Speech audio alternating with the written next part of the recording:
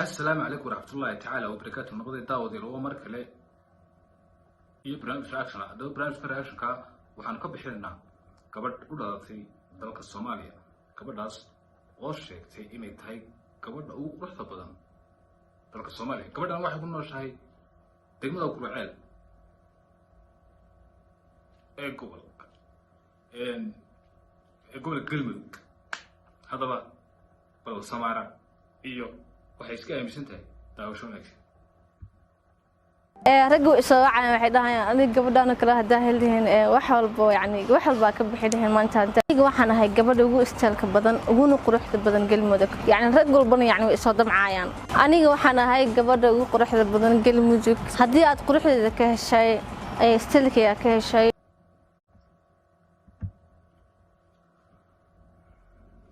qaabka jirkaygu dhisan yahay sidoo kale face aniga fooxan badan milay naag indhawaawina sandheer ahay af qurxoon alxamdulillah maxay caawiyaan aniga dadku waxay dhaayeen la kula anigana kulankayga chance ma hayi saas waaye.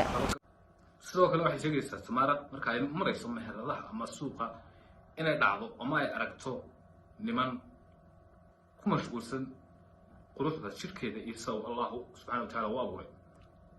adoo Samaara sidoo kale waxay caddeynaysaa ama inoo sheegaysaa inay tahay gabadh aad u qurux badan quruxdeeduna ay sababtay inay rag badani ayada darteed ay sunu cabeen.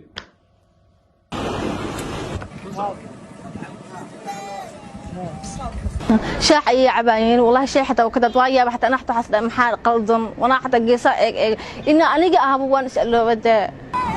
أوكي هذا طاول براشين أنت نقص قوينا كبدل حنورك لو كبدل يجوه رئيسي يسكر السونية وصوبان بكسا قروح تدا. على بحبله وحكي حشوطا إني أفكودا كشيئا أو يدهان أما يقروح تدا أي تلمامان بس كبدل راح نقطة كبدل يجوه رئيسي يقصو ديرتي إني شاكتو وأي سوشيال ميديا قصتهم دوينك جدا بيه يدخلون سقف هذا حتى لو برنامج وحسود يعني محمد إبراهيم بيحي محمد لحلة وإذن الله فضلا سبسكرايب شير يكومنتي وارد كينا هذا برنامج انت يقول كل منه. السلام عليكم ورحمة الله تعالى وبركاته.